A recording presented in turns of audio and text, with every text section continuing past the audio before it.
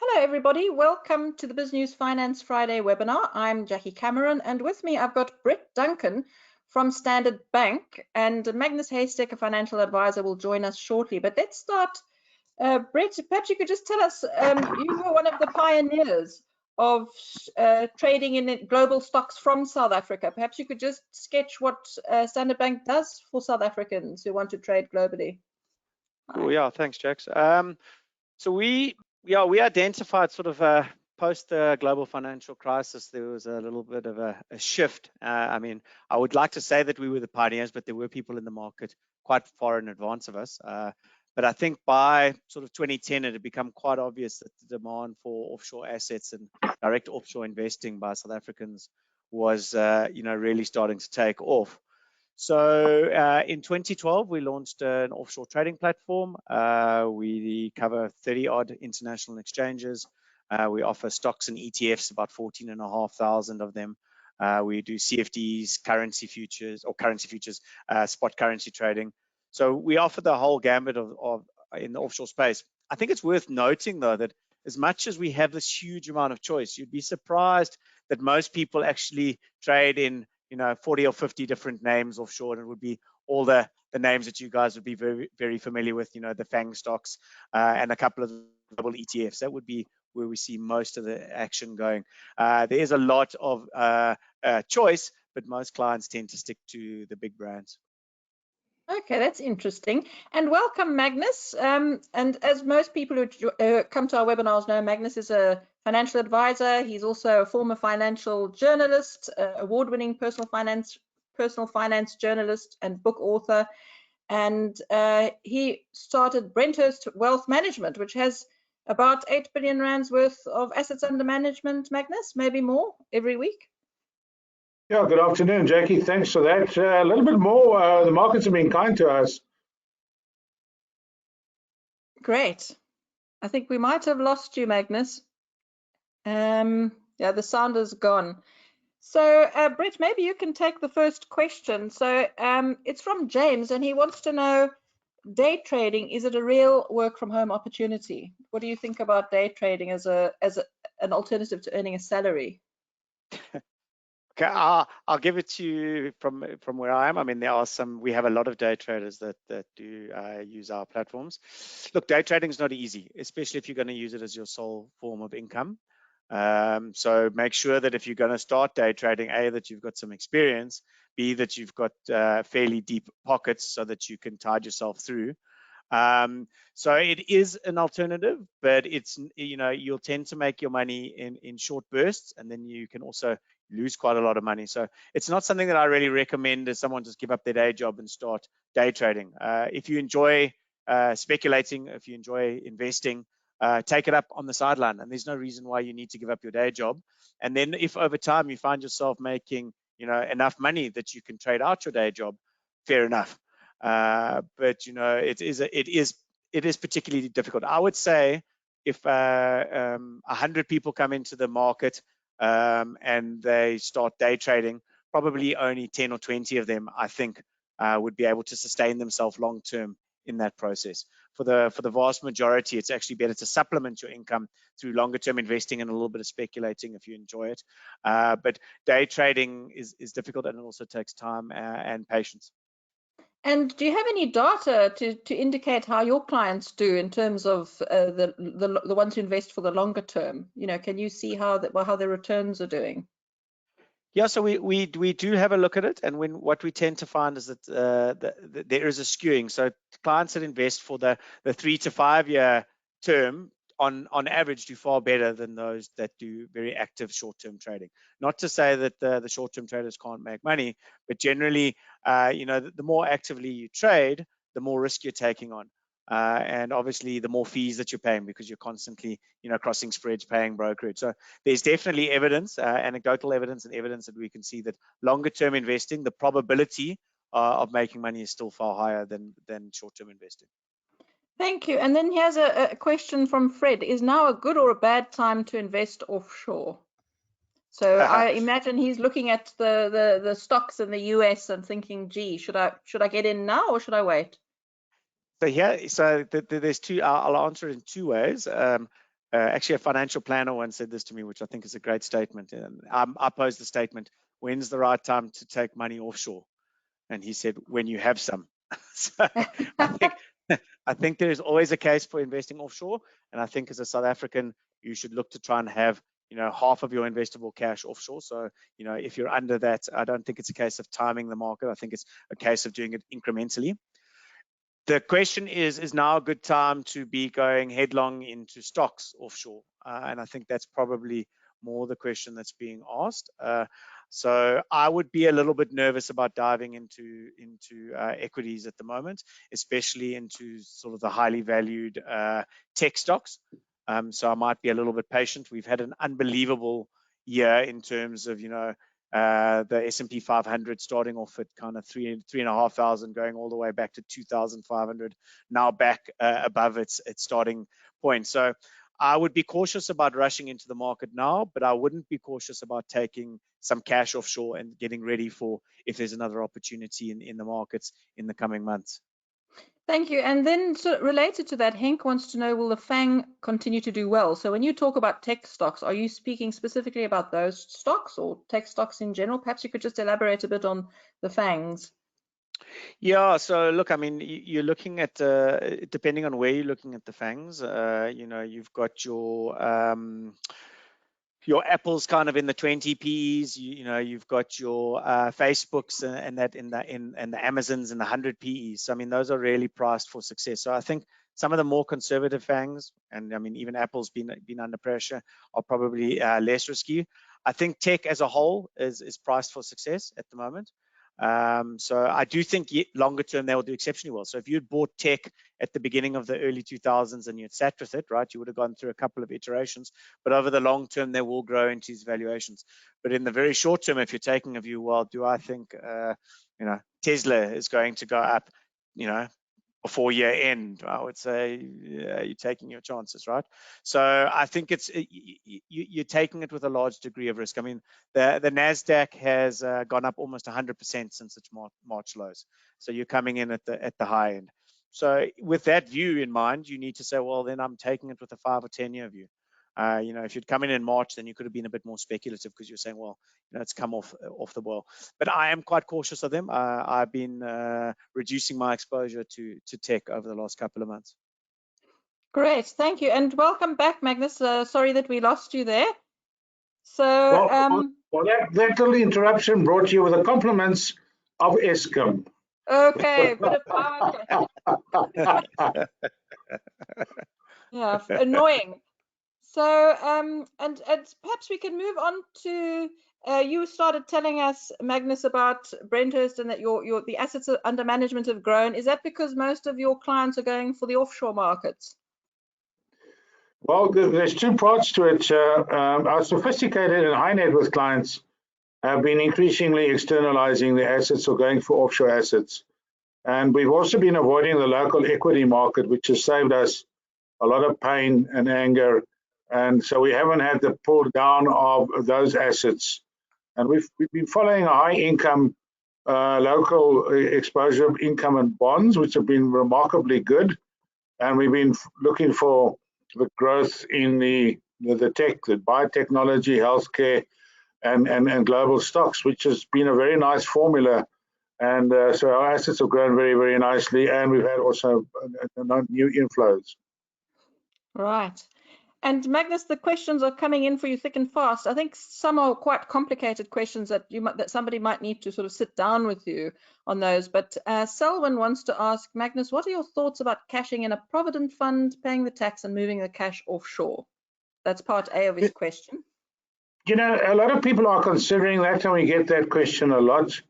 And we have done it in the past quite successfully, where someone intends to end up overseas. But it depends on your objective and if you're prepared to pay the risk. If you say you're cutting your ties with South Africa and you need that money to go and set up a house or a business somewhere else, it's worth doing the numbers. In most cases, we will say, there's a huge tax penalty. Maybe there are other things that we can do. Or if you're over 55, we can reverse it into a living annuity and giving you the exposure in the living annuity without having to pay all the taxes up front. But it is a difficult question, and sometimes you have to do fairly complicated actuarial calculations as to under what conditions will that be to your advantage or not. We have cases where people have done that, paid the taxes, and we've sat around the table and cried with them. And then 5 years later, they've said, geez, my money's offshore. I don't have to pay tax again, and it's turned out well. But the risk is you could get it wrong. You can move your money out of the SA market, pay the taxes, and then the rand strengthens and you lose even more money on the other side. So not an easy decision and also not an easy calculation, but some people are doing it. They need the cash. Okay, thank you for that answer. Shaman has a question here. Brett, maybe you would like to take this one. He wants to know about the currency issues when you trade or invest offshore. Should you go for the dollar or the euro? How do you make that decision? Yeah, so I mean, look, at the end of the day, most of our clients will go dollar because that is the base currency pretty much for the globe, right? Once you are in dollar, it's fairly easy to then take exposure to non-dollar based assets, and then you'll get some dollar hedge out of that. My advice for anyone starting off is start off with dollar because that's predominantly where most of the liquidity is. And then over time, if you want to then have a basket, we do offer the ability to have accounts also in euro and pound. But practically 90% of what we do is in dollars, even north of 90%. What do you think, Magnus? What's your view on that? Yep. Yeah, we agree. We always get people coming and ask us about our views on the currencies, and it's still a dollar-denominated world. Unless you start, a euro is also fairly attractive, but you don't have the same range of investment opportunities that you have in the US. So we tend to say, look, stick to dollars, and unless you specifically are building assets in a certain currency like the euro or pound sterling, or to a lesser extent, maybe the Australian dollar. But we found over time, despite the ups and the downs of the dollars, it's been a fairly good strategy to follow. And you've got clients in Mauritius. What kind of currency do they go into Mauritius in? Well, in Mauritius, you have multi-currencies. The Mauritian currency is a small currency, and that does pose a problem at times. So people can open their accounts in Mauritius and select from any currency in the world. They don't have foreign exchange in the country. But having said that, with the COVID lockdown and the fact that they're so reliant on tourism to bring in the dollars every year and every month, there's been a bit of a shortage of dollars. So you have your rupees, but there was a delay in getting it converted back into dollars or pounds. But generally, I have an account in Mauritius and it's in dollars, and you operate in dollars, you just do the conversion. And it kind of works in your favor because the dollar has been rising against the Mauritian currency as well.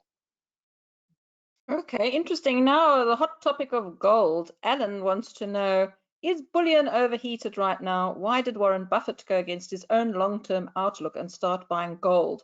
Maybe that's gold miners. Brett, do you have a comment on that? Yeah, I don't know. I can't comment on why Buffett did what he did. Look, I like gold as an alternative to the dollar.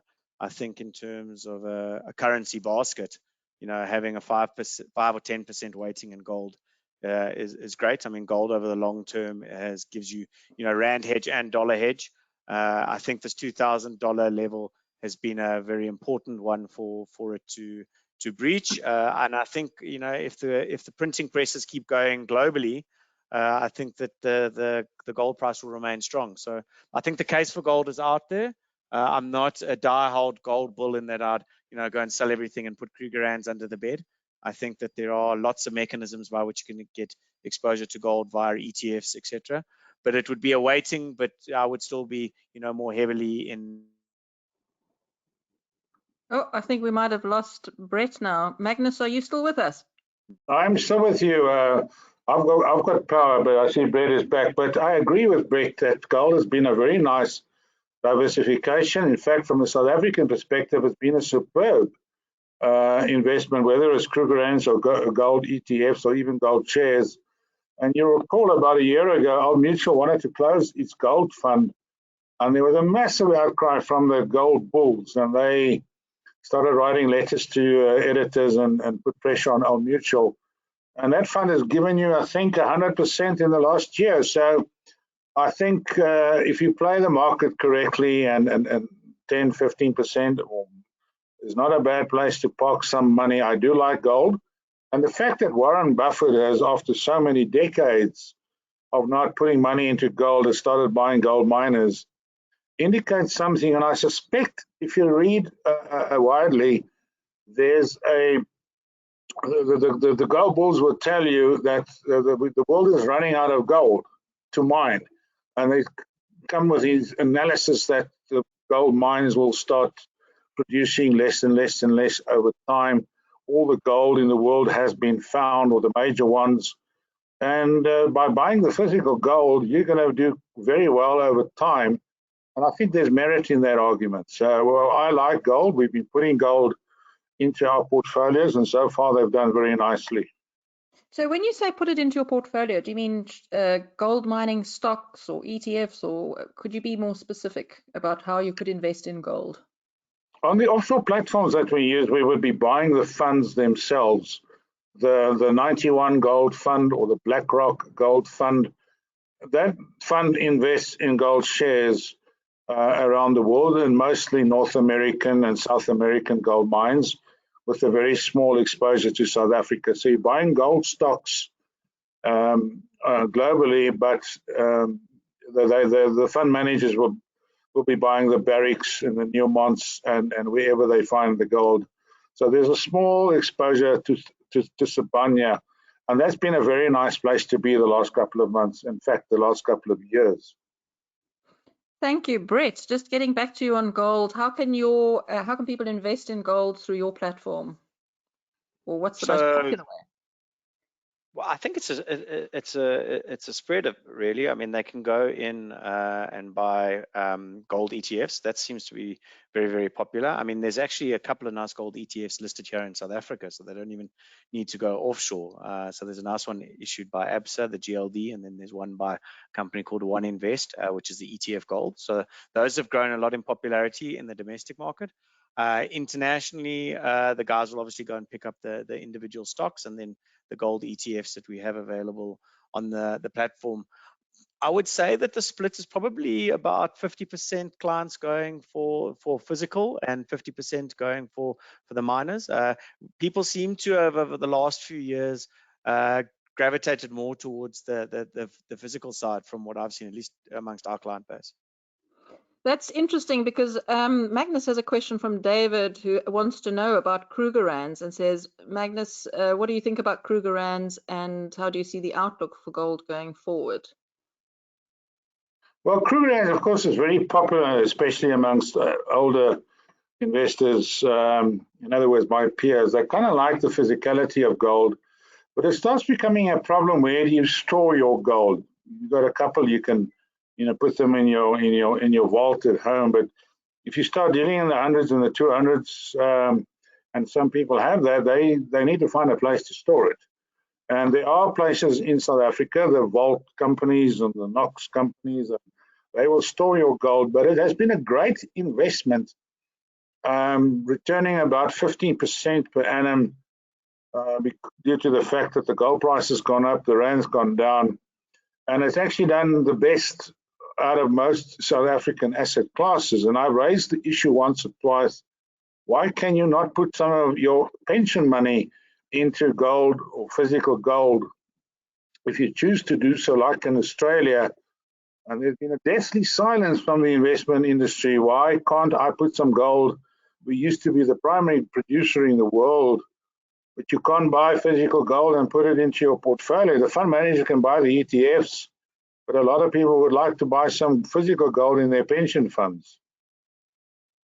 And why can't they? What do you think the background is for that, or the underlying reason? I think it's the practicality about it all, and the way, it's just, very difficult for, where do you store the gold and insurance costs and so on. But in reality, it's been a very nice investment. 15% per year over 5 or 15 years has been very good. Brett, Robert Sun wants to know, can he deal in shares listed on the Hong Kong Stock Exchange? You can indeed, yeah. So it is available on the platform. Okay, and then Ian wants to know about how easy is it to go through the South African Revenue Service and the Reserve Bank to open an account that allows you to trade internationally?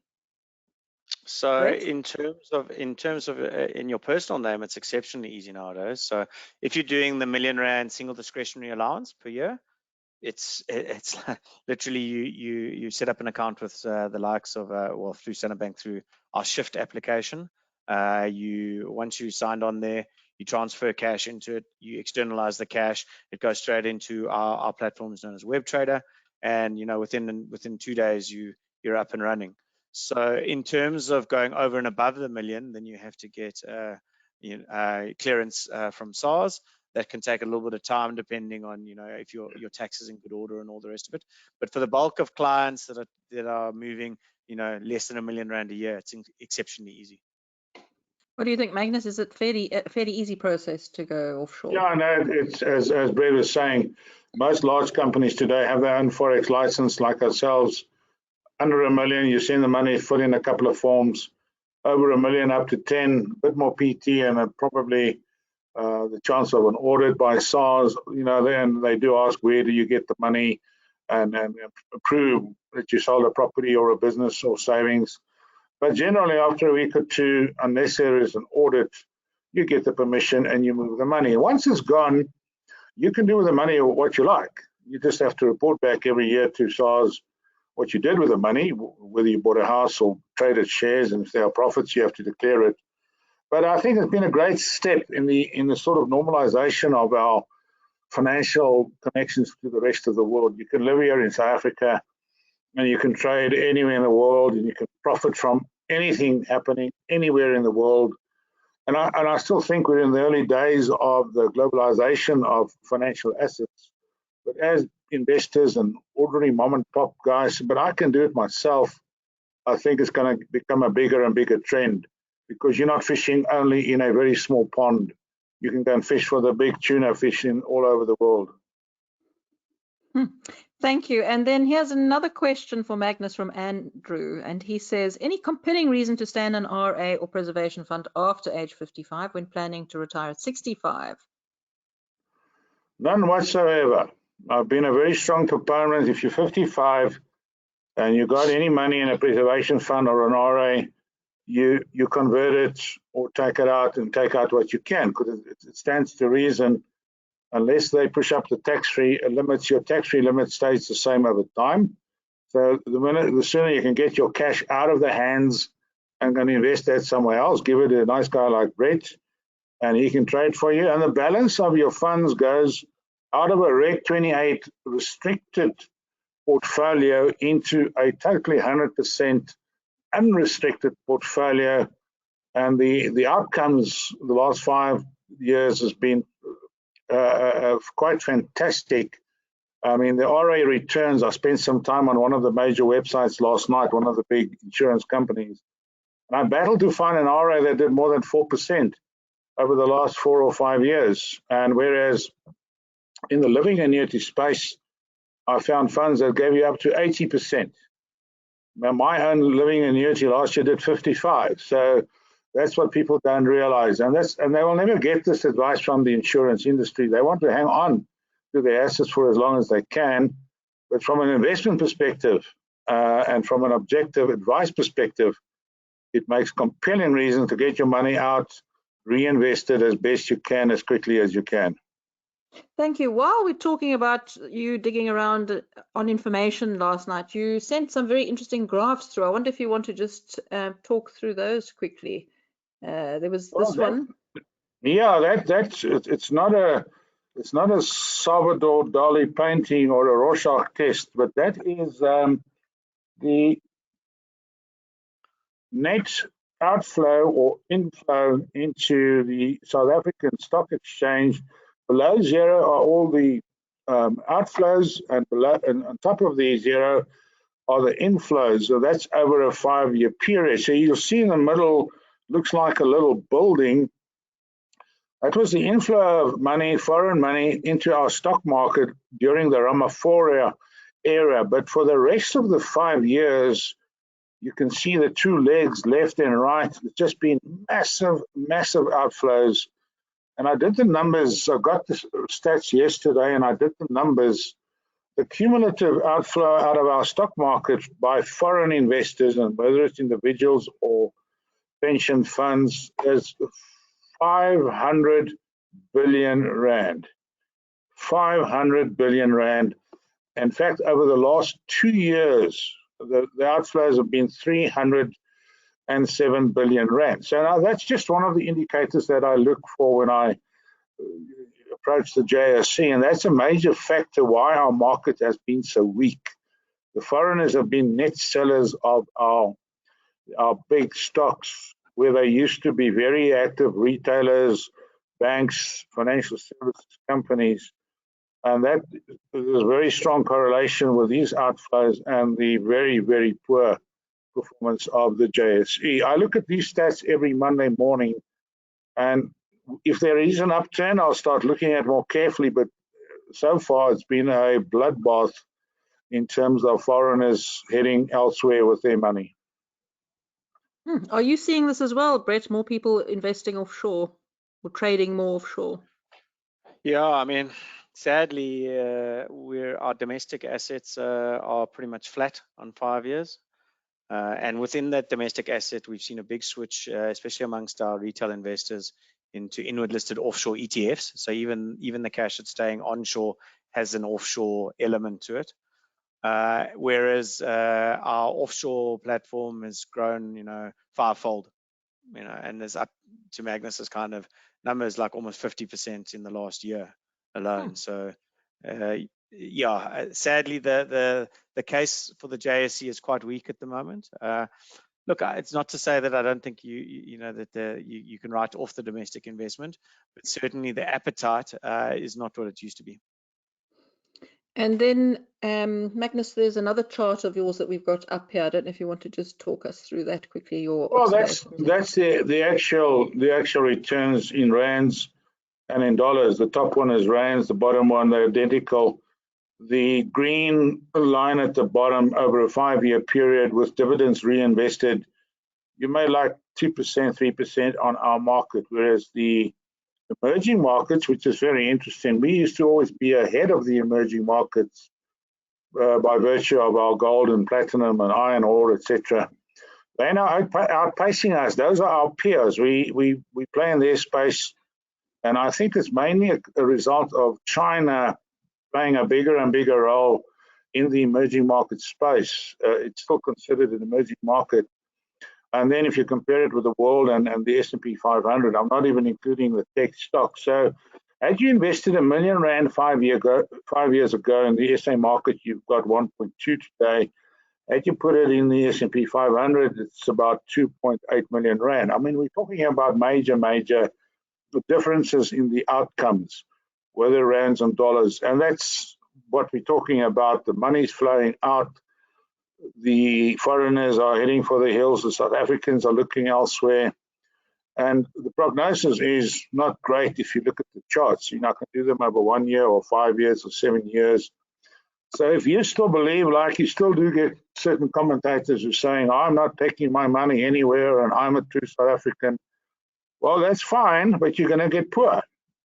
You're going to get poor relative to the returns the foreigners are making, and you're not going to be growing your money to beat capital. And a lot of South Africans are waking up to this fact that our market is in a bad space for various reasons, mostly political and then, of course, economical reasons. And we've got things like Eskom, which is, I think, overlooked in many forecasts. And why I play around and I show people this is, and I'm not criticizing, I'm just commentating. Our local fund managers, with all due respect to them, keep on telling us how cheap our market is, but there's just nothing happening. I think ordinary retail investors need to know the facts about our market, which is not very great at the moment. Thank you. Quite depressing, but also quite a powerful argument for diversifying offshore. Brett, James wants to know, how much do you need to invest abroad? Could he invest $1,000 a month in overseas investments? So if you want to start building a share portfolio, what's the minimum you would need ideally to make things make sense for you? Yeah, so there's no minimum and there's no monthly account fees. Where you're going to run into some issues is when you do a small trade, there's minimum brokerages that apply. So in our instance, it's $20. So, you could quite happily build up your R1,000 a month and, then maybe do one transaction a year or, build up into a slightly larger amount. So I don't think it's a case of the quantum. If I was looking to build up offshore exposure and I wanted to invest a small amount on a monthly basis, we do have numerous products here in South Africa that are a lower cost entry. And then they'll give you your offshore exposure, but in rands to the S&P 500 or to the the FTSE 100. So there's lots of mechanisms. So I'd encourage you just to go past our website and just have a look at the different products that are available and see the one that's most tailored towards you. But there's no impediment to going offshore, but just realize that you want to build up slightly larger amounts before you do transactions, because you don't want to pay too much as a percentage in brokerage. Magnus, what's the minimum for your clients to go offshore?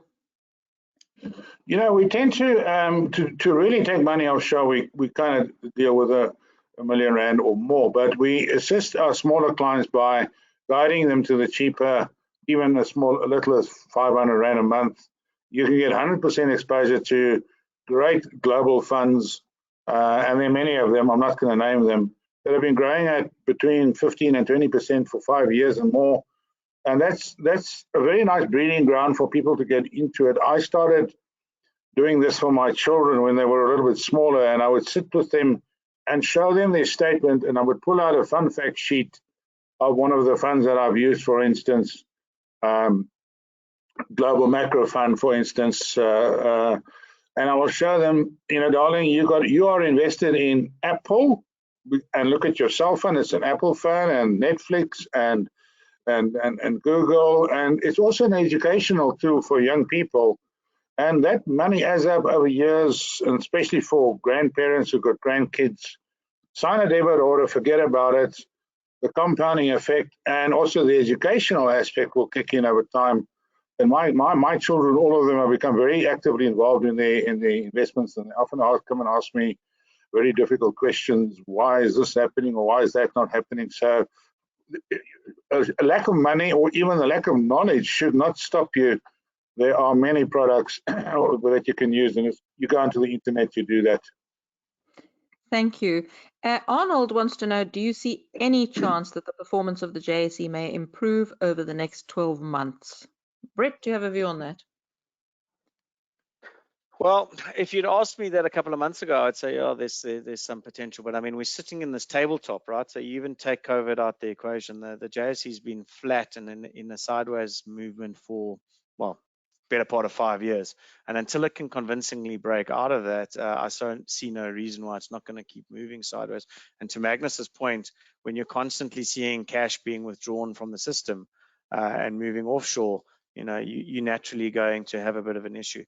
And we're also going to see that as people are reducing their overall investments here in South Africa, that drawdown and that new cash is going to be less. So unless I saw a strong break up through the band, I'm not overly confident. I'm not particularly bearish, but I see it as a range bound trade, sort of, between on the all share anywhere between like 50 and 60 odd thousand.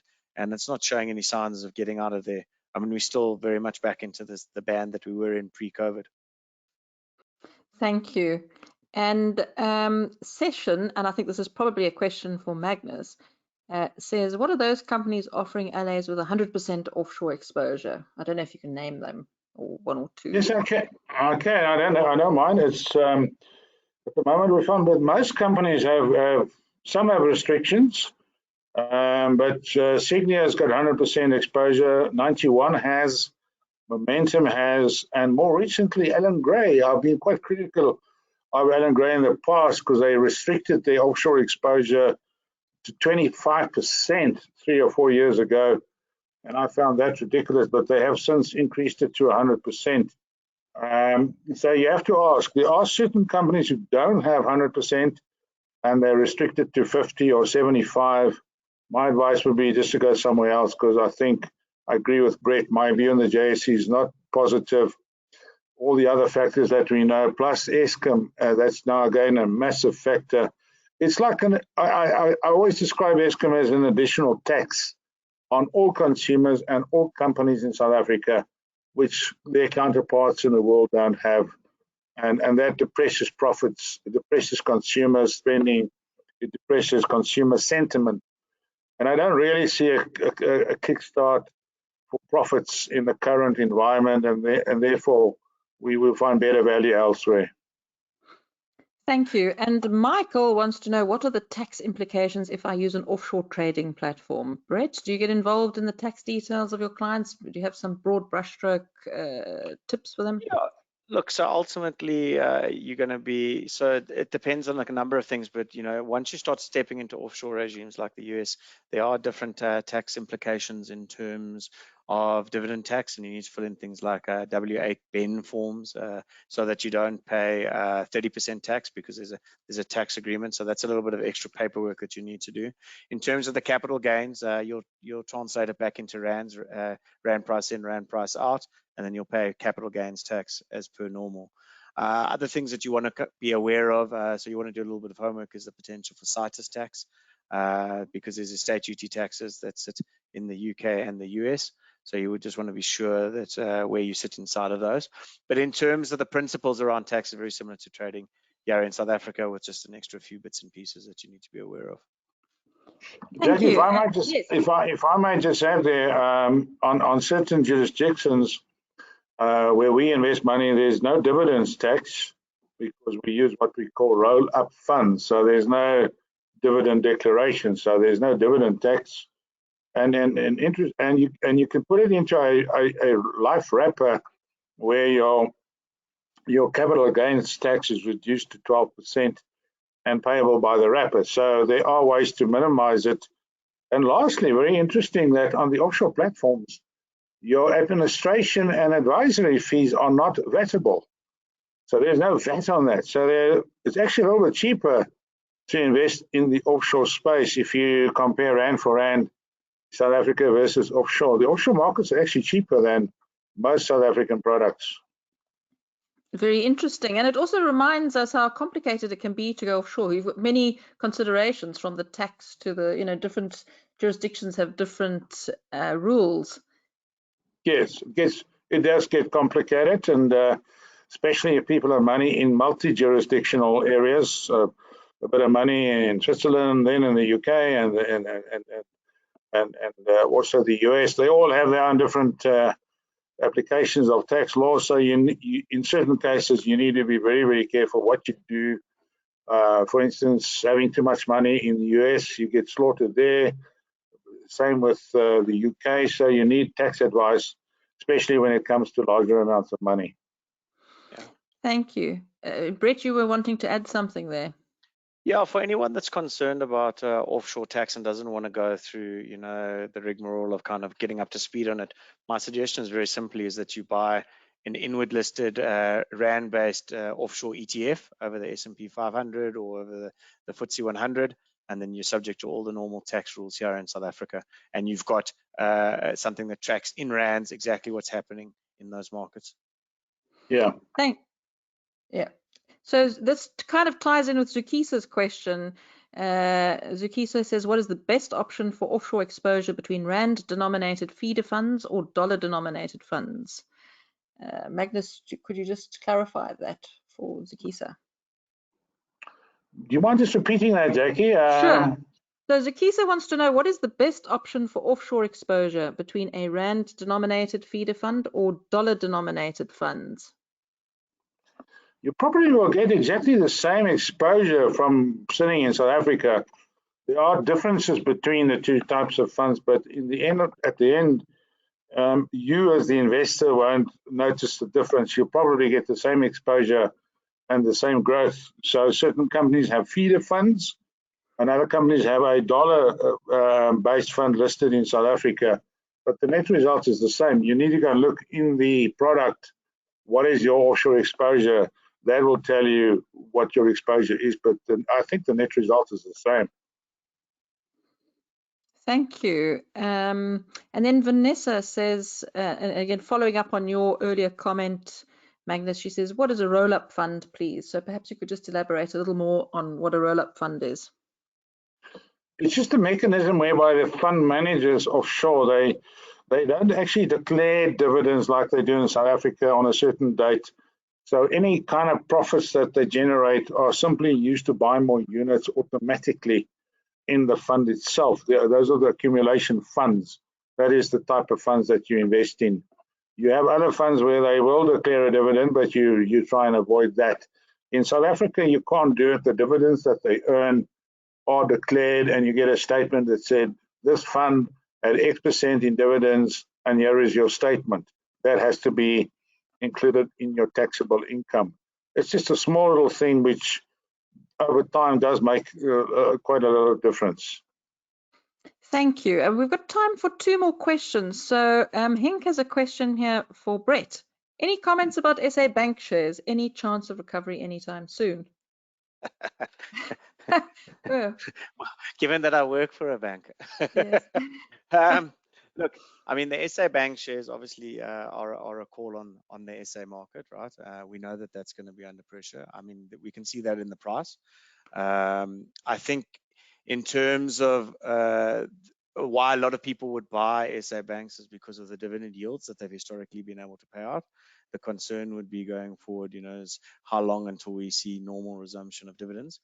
So in terms of where we see the banking sector overall now, I think there's value in it. And I think that if one is willing to take a 12, 18-month view, they are at quite attractive valuations. But if we go into a protracted recession, we've seen that the bank's earnings have been really, really under pressure. So whilst there's value there, I don't see it as a short-term spec buy. But I do think that if you're patient and as normal dividends resume, that there is a reasonable amount of upside. Definitely, a greater than inflation amount of upside. Magnus, do you have a view on bank stocks? Well, there's always a chance that they might surprise on the upside because most of the banks have made provision for bad debts. And if they were over conservative and the provisions were perhaps too much and the results come out showing that it's not so bad, then there might be a positive reaction in the sense that they over-provided, so the things are not that bad. But the other side of the coin is, if the next set of results come out showing that the provisions were understated, you will have a very negative reaction to the market. So it's a very difficult call because the economic numbers that we are talking about are so fluid, so uncertain. I mean, the economists are scrambling to try and find out what is the state of the economy.